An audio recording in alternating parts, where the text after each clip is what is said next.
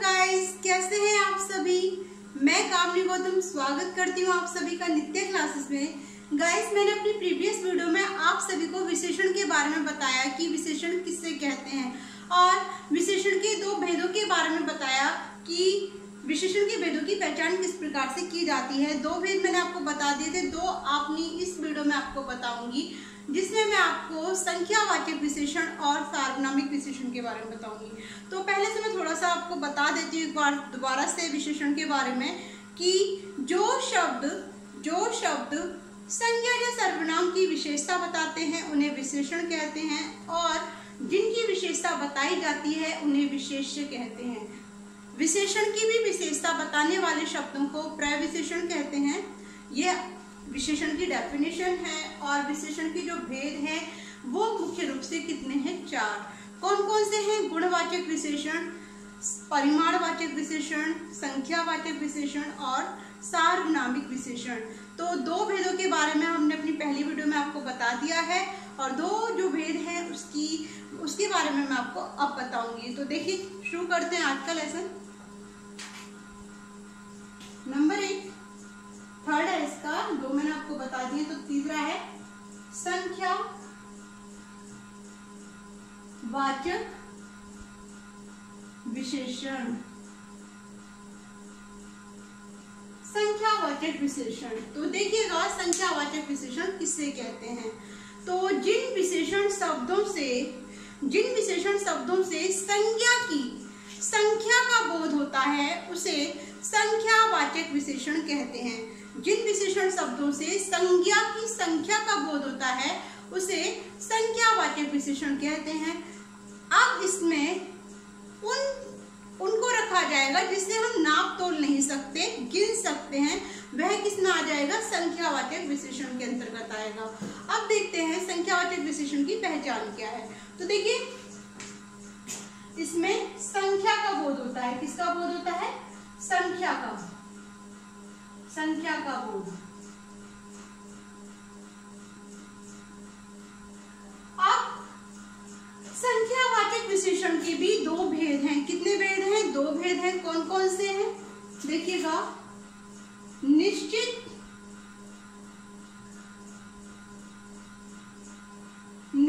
संख्यावाचक विशेषण,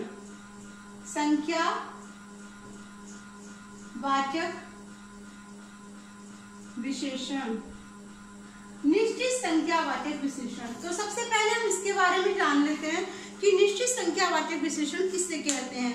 तो देखिए, जिन विशेषण शब्दों द्वारा निश्चित संज्ञा की संख्या का बोध होता है, निश्चित संज्ञा की संख्या का बोध होता है, उसे निश्चित संख्यावाचक विशेषण कहते हैं। जैसे 4, 10, 50, यानी कि जिसमें जिन संख्या शब्दों का बोध होता है उसे निश्चित संख्यावाचक विशेषण कहते हैं। अब देखते हैं, कमरे में 10 छात्र हैं। तो यहाँ पर क्या है? 10 छात्र, यानी कि निश्चित संख्या का बोध हो रहा है, तो ये क्या हो जाएगा? निश्चित संख्यावाचक विशेषण। उसी तरह से मेरे पास 4 पेन हैं। तो यहाँ देखिए, जिन चीजों को हम गिन सकते हैं उसे किस में रखते हैं? निश्चित संख्यावाचक विशेषण के अंतर्गत रखते हैं। अब दूसरा है अनिश्चित परिमाणवाचक विशेषण। अनिश्चित परिमाणवाचक विशेषण, तो देखिएगा, अनिश्चित परिमाणवाचक विशेषण किससे कहते हैं? जिन विशेषण शब्दों द्वारा अनिश्चित संज्ञा की संख्या का बोध होता है, जिन विशेषण शब्दों द्वारा अनिश्चित संज्ञा की संख्या का बोध होता है उसे अनिश्चित संख्यावाचक विशेषण कहते हैं। तो देखते हैं,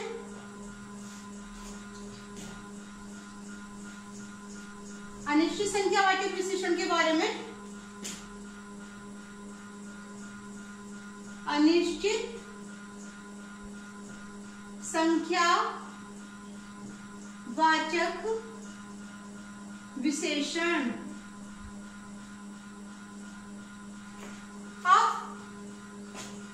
से शब्दों का प्रयोग होगा इसमें?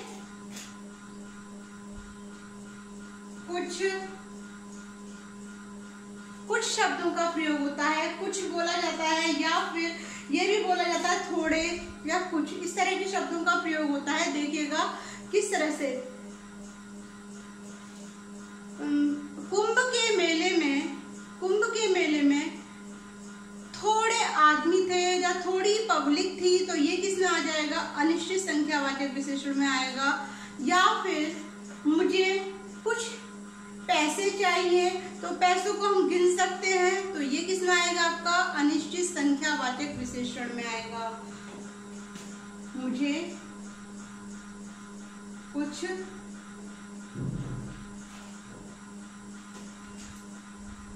सामान दो, तो यहाँ पर क्या है? कुछ आ रहा है, तो यहाँ पर अनिश्चित संख्या का बोध हो रहा है कि उसे कितना सामान चाहिए, क्या कुछ चाहिए या थोड़ा चाहिए, तो यहाँ पर क्या जाएगा? अनिश्चित संख्या का बोध हो रहा है, तो ये किस में आएगा? अनिश्चित संख्यावाचक विशेषण के अंतर्गत आएगा।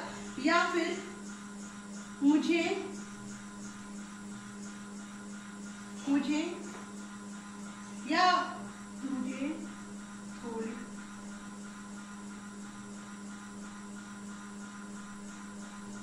थोड़े पैसे चाहिए, तो यहाँ पर भी अनिश्चित संख्या का बोध हो रहा है, तो ये क्या हो जाएगा? अनिश्चित संख्यावाचक विशेषण। देखिए कभी कभी तीसरा भी पूछ लिया जाता है, कि वैसे मुख्य रूप से दो ही होते हैं, तीसरा होता है विभाव बोधक विशेषण। तो कौन सा है तीसरा? विभाव बोधक विशेषण। विभाव बोधक विशेषण। आप विभाव बोधक विशेषण कहते किसे हैं? तो देखिएगा जिन विशेषण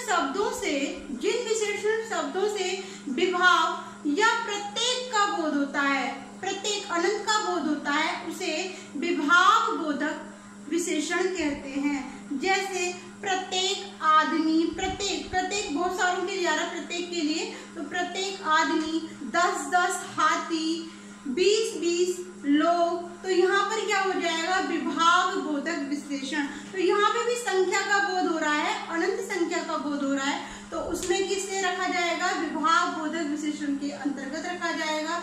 तो ये है संख्यावाचक विशेषण के भेद। अब आगे चलते हैं, हम सार्वनामिक विशेषण के बारे में जानते हैं कि सार्वनामिक विशेषण किससे कहते हैं। तो देखिएगा सार्वनामिक विशेषण, तो बात कर रहे हैं सार्वनामिक विशेषण की, तो जो सर्वनाम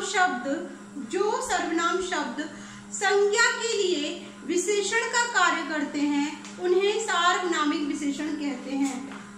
तो क्या कहते हैं? सार्वनामिक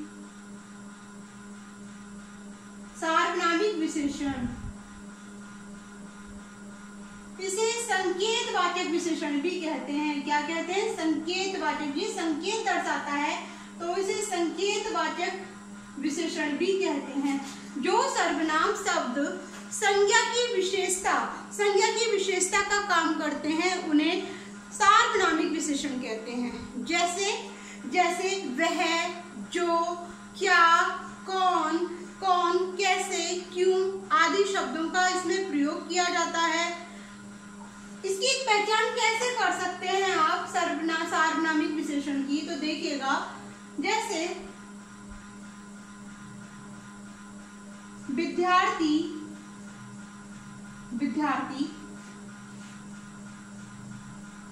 होशियार है। यदि हमारे सामने ये एक उदाहरण है, विद्यार्थी होशियार है, तो यहाँ पर गुणवाचक विशेषण को दर्शाता है।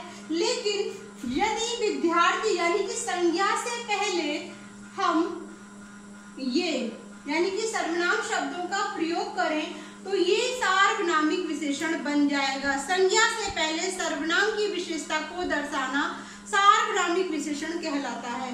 तो यहाँ पर क्या हो जाएगा? ये विद्यार्थी, अब क्या हो जाएगा? विद्यार्थी से संज्ञा से पहले क्या आ रहा है? सर्वनाम आ रहा है, तो ये विद्यार्थी होशियार है, तो क्या हो जाएगा? सार्वनामिक विशेषण। ये संकेत कर रहा है कि ये विद्यार्थी होशियार है, यानी कि इसकी ओर संकेत कर रहा है विद्यार्थी विद्यार्थी को कि होशियार है, तो किसमें आ जाएगा, ये सार्वनामिक विशेषण के अंतर्गत आएगा। या फिर इस लड़के ने चोरी की है, इस लड़के ने चोरी की है। तो देखिए इस लड़के ने, ये भी सी की ओर दर्शा रहा है कि इस लड़के ने चोरी की है, तो यहाँ पर क्या हो जाएगा, सार्वनामिक विशेषण। सार्वनामिक विशेषण में क्या है कि जो सर्वनाम शब्द संज्ञा की विशेषता को दर्शाते हैं उसे क्या कहा जाता है, उसे सार्वनामिक विशेषण कहते हैं। और यहाँ पर संज्ञा से पहले सर्वनाम शब्दों को रखा जाता है और यह सार्वनामिक विशेषण कहलाता है। तो सार्वनामिक विशेषण को हम संकेतवाचक विशेषण भी कहते हैं, क्योंकि संकेत करता है, इशारा करता है किसी की ओर, उसकी विशेषता की ओर, उसके गुण दोषों की ओर, तो इसे संकेतवाचक या सार्वनामिक विशेषण कहते हैं। तो गाइस आज की इस वीडियो में हमने आपको संकेतवाचक विशेषण यानी कि सार्वनामिक विशेषण और संख्यावाचक विशेषण के बारे में बताया। आई होप कि आपको समझ में आया होगा। और अपनी नेक्स्ट वीडियो में मैं आपको क्रिया के बारे में बताऊंगी कि क्रिया किसे कहते हैं और क्रिया के कितने भेद हैं। बहुत ही इम्पोर्टेंट चैप्टर रहेगा वो, तो आप मेरे साथ बने रहिएगा, जुड़े रहिएगा। जो भी आपकी किसी भी तरह की प्रॉब्लम्स हैं तो आप उसे कमेंट बॉक्स में भेज सकते हैं, मैं आपकी समस्या का समाधान करूंगी। और यदि आपको ये मेरी वीडियो पसंद आती है तो प्लीज़ इसे लाइक करें, सब्सक्राइब करें और शेयर करना ना भूलें। अब मिलते हैं नेक्स्ट वीडियो में, तब तक के लिए